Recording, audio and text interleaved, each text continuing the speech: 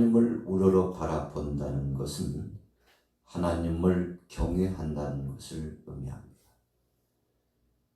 하나님의 그 역사하신 주권적인 능력을 인정하고 하나님에 의해서 우리의 삶 일거수일투족이 보장되어지고 우리는 하나님 때문에 살아가고 그분에 의해서 시작되고 그분에 의해서 맞춰가는 인생임을 고백하는 것이죠. 우리가 누군가를 바라보는 것은 또 눈을 마주치고 맞대면 하는 것은 상대를 존중히 여기고 또 배려하는 마음, 귀한 심정을 가지고 함께하기 때문에 가능한 겁니다. 상대가 존중되지도 않고 마음이 불편하고 못마땅하면 절대 함께 눈을 마주쳐 바라볼 수 없습니다. 상대편도 마찬가지죠. 서로가 교통하는 역사가 없고 함께하고픈 그 절감된 그 절박한 간절한 그 심령이 없다면 서로 얼굴을 맞대며 함께할 수 없다는 사실이죠. 오늘 시편 기자 다윗은 하나님을 우러러 보았습니다. 그분을 바라보았습니다. 그분을 경외하기 때문이죠. 그분이 내 삶의 일거수일투족을 책임져 주시는 분이라고 인정했기 때문에 그렇습니다. 그래서 우리가 존경심이 가고 존중되어지기를 원하면 바로 그것을 목도에 보고 그것에 집중하고 그것과 함께하여 따라 나가는 거 아니겠습니까? 오늘 다윗이 하나님을 우러러 보면서 내가 하나님을 경외하고 하나님 뜻 가운데서 하나님 품에서 살아가는 인생이라는 것을 고백하고 있었는데 오늘 본문 말씀 내용으로 보면 다윗이 참 많은 어려움을 경험하고 있다는 것을 볼 수 있습니다. 오늘 본문에 보세요. 3절 보니까 주를 바라는 자들은 수치를 당하지 아니하려니와 그랬어요. 8절에는 여호와는 선하시고 정직하시니 그러므로 그의 도로 죄인들에게 교훈하시리로다. 다윗이 하나님 앞에 서서 보니까 자기 자신의 부족이 다 드러났습니다. 그래서 하나님을 섬기며 살아간다는 것이 바로 자기 자신에게는 아주 놀라운 은혜의 기회요. 이 기회는 다시는 돌아올 수 없는 아주 중요한 시기에 있는 것을 그가 마음속에 인식하죠. 그리고는 하나님 뜻 가운데서 자기 자신을 온전히 드리면서 이 어려움과 위기의 난간 속에서 하나님이 도와주시면 능히 형통의 복을 누릴 수 있다는 사실을 마음속에 새기면서 모든 것을 하나님에 집중하며 영광을 돌리고 있습니다. 자, 2절 말씀 보세요. 우리 같이 한번 읽어보겠습니다. 2절 시작. 나의 하나님이여 내가 주께 의지하여 싸우니 나를 부끄럽지 않게 하시고 나의 원수들이 나를 이겨 개가를 부르지 못하게 하소서. 하나님을 향하여 바라봅니다. 다윗의 그 영혼과 육체가 자기 자신의 전부가 하나님을 바라보고 그분을 의지하고 그분의 손길을 붙잡습니다. 왜 그렇게 간절한 심정으로 그분을 바랍니까? 우리가 태양빛이 내리쬐면서 많은 이제 꽃들이 만발하여 피고 난 다음에 열매가 맺혀지죠. 우리가 여러 가지 꽃이 있지만 해바라기를 한번 생각해 보면 해바라기는 이 태양빛을 따라서 고개를 돌리죠. 그래서 빛이 많이 비치는 쪽으로 점점 굳어갑니다. 나중에는 열매가 토실토실하고 맺혀진 그런 해바라기를 보면 고개를 수그리고 그리고 햇빛이 많이 쬐는 방향으로 탁 뒤틀려 가지고 고정돼서 햇빛 중심으로 계속 성장하고 열매를 맺었다는 것을 알 수 있죠. 자, 우러러 바라봤다는 거죠. 그것에 기대감을 가지고 자기 자신을 맡겼다는 영적인 의미가 그냥 식물의 해바라기를 봐도 알 수 있습니다. 오늘 저와 여러분들이 이 아침 시간에 새벽 시간에 나와서 예배하면서 마음을 조아리고 찬송을 하고 말씀을 묵상하고 주님의 귀한 생생한 말씀을 듣기 위해서 귀를 쫑긋하고 집중하고 사모하는 마음을 갖는 것은 그만큼 우리가 기대했던 바 이상으로 하나님께로부터 은혜를 체험했기 때문에 그렇습니다. 그래서 신앙생활은 체험한 것만큼만 고백할 수 있습니다. 열을 체험하면 열을 고백하고 100을 체험하면 100을 고백할 수 있는 거죠. 내가 체험하지 못한 것을 고백한다는 것은 쉬운 것이 아닙니다. 어찌 보면 거짓 태도를 취하는 거죠. 진심과 진실이 없는 자세이죠. 그런 것은 하나님께서 기뻐하지 않습니다. 하나님은 진실한 자, 순수성을 가지고 하나님을 우러러 바라보고 경외하는 자, 하나님 뜻 가운데 순종하며 믿음으로 나오는 자를 책임져 주시고 일거수일투족을 주관하시며 인도하시는 하나님이십니다. 오늘 본문의 다윗은 바로 그런 믿음의 사람이었다는 것이 오늘 본문 말씀이 주시는 아주 중요한 주제입니다. 하나님 바라보기, 하나님 바라기, 하나님을 의지하고 그분 앞에 소원하면서 사모하는 마음을 가졌던 이 아름답고 복된 믿음의 사람. 그래서 오늘 본문 말씀에 보면 전폭적으로 하나님을 의지했기 때문에 오늘 25장 1절부터 7절까지 보면 용서와 인도에 대한 간구를 하고 있죠. 하나님, 저를 용서하여 주옵소서. 하나님, 저를 용서하여 주옵소서. 자기 자신을 하나님 앞에 내어놓고 용서하며 사랑하는 사람, 그래서 하나님 뜻대로 살아가는 사람 되기를 간절히 소원했습니다.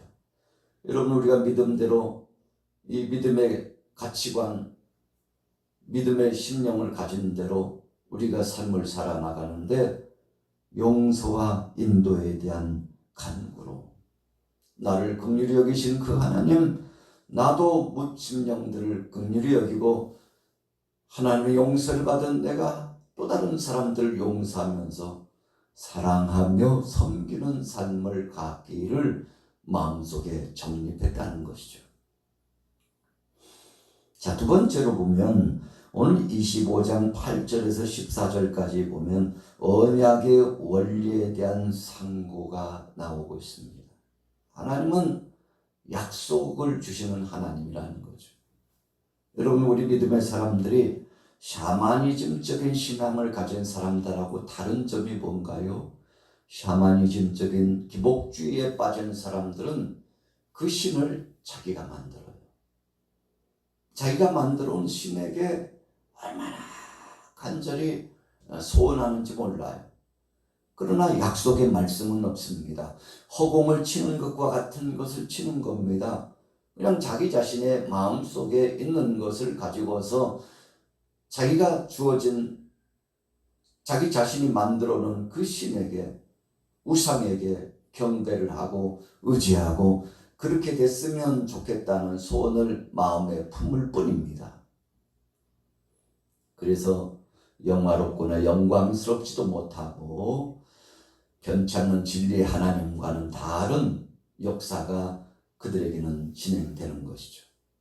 그러나 오늘 저와 여러분들은 하나님의 그 약속의 말씀, 하나님의 백성을 책임지시고 하나님께서 뜻하시며 계획하신 바를 이루시고 하나님이 정한 자는 반드시 구원하시고 구원하셔서 부른 자들은 하나님이 책임져 주셔서 일거수일투족을 보장해 주시며 함께 동행해 주신다는 거죠. 자, 세 번째로는 오늘 25장 15절에서 22절까지의 말씀의 요약인데 하나님의 돌보심에 대한 간절한 청원이 나옵니다. 여러분, 하나님께서 어제도 함께 해주셨지만 지금도 함께 해주시는 것을 믿는 거죠. 그리고 앞으로도 장차 그 은혜의 하나님께서 나와 동행해 주실 것을 감사하며 영광 돌리는 것입니다. 여러분, 얼마나 복된 것인가요? 그래서 우리는 생각하는 대로, 믿음을 가진 대로, 하나님 앞에 청원한 대로 될 수밖에 없는데, 오늘 아침에 참여하신 여러분들은 오늘 하루 동안 믿음의 간구자가 되셔서 하나님의 돌보심과 사랑으로 역사하시는 것을 절대적으로 신뢰하고 의뢰하여 그분의 역사하심과 임재하심을 경험하고 오늘 하루를 살아가시면서 정말 좋은 역사가 많아지게 되기를 축복합니다. 어느덧 이제 5월이 다 갔습니다. 이제 마지막 주간이 다가오죠. 하나님의 은혜 가운데 5월 한 달을 살아왔습니다. 벌써 1년이요. 이제 거의 절반 가까이 진행해 나가게 됩니다. 얼마나 세월이 빠른지 몰라요. 세월의 빠름은 인생의 나이 연수처럼 키로화돼 가지고 자동차 시속이 계속 운행하는 그 속도가 일어나는 것처럼 된다고 그러잖아요. 그래서 30대는 30km로, 50대는 50km로, 70대는 70km로. 여러분, 100세를 한 그 인생들은 100km로 달려가는데 종점을 향하여 달려가고 하나님 앞에 주님 보좌 앞까지 달려갑니다. 얼마나 빨리 가는지요. 우리가 세월은 붙잡을 수 없고 세월은 유수와 같이 흐르고 바람처럼 왔다가 사라지고 아침 이슬처럼 우리 인생이 잠시 조성되었다가 햇빛이 쨍쨍 내리쬐니까 어디로 가버렸는지 수증기가 발산하여 없어지는 안개와 같고 이슬과 같은 존재라는 것을 말씀하고 있죠. 자, 본문에 보세요. 20절, 21절, 22절 봅니다. 시작. 내 영혼을 지켜 나를 구원하소서. 내가 주께 피하오니 수치를 당하지 않게 하소서.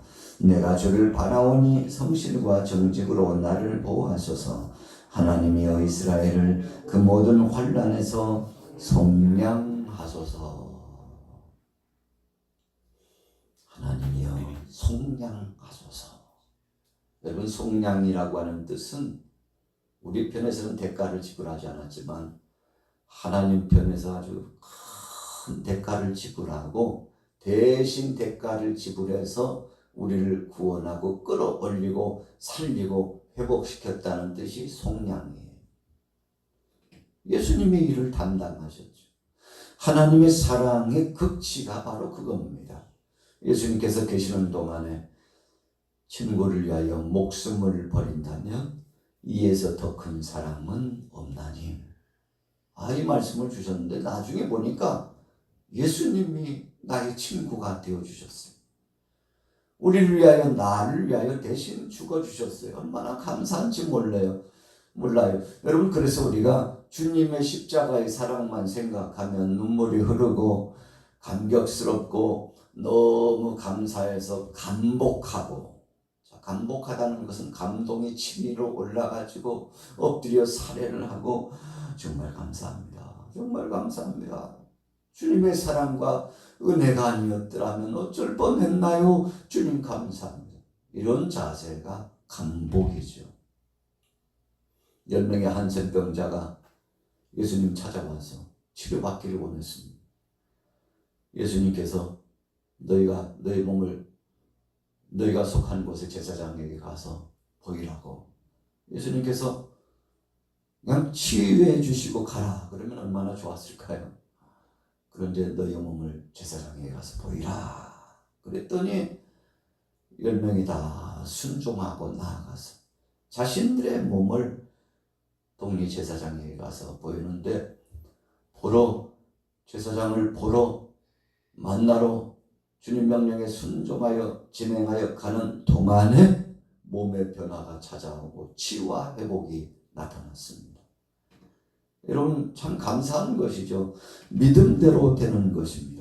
사랑의 주님께서 우리를 속량하시고 구원해 주셨다는 것, 하나님이 우리 가정을 지키시고 이 나라를 지키시고 우리 교회를 책임져 주신다는 사실을 믿음으로 갖고 우리의 삶 속에서 접목하여 적용하고 실천하는 삶을 사는 것만큼, 믿음으로 나아가는 것만큼 결과 열매를 체험하게 되는 거죠. 그래서 오늘 하루도 여러분들 편에 여호와를 우러러보고 우리 영혼이 주님을 경외하는 그 심정을 가지고 살아간다면 따져 물을 것도 없습니다. 결과 기다릴 것도 없습니다. 때가 되면 하나님 이루어 주실 겁니다. 어떤 사람들은 인생 여정을 살아가면서 큰 은혜나 능력이나 은사를, 하나님의 응답을 체험하지 못하고 사는 사람이 꽤 많아요.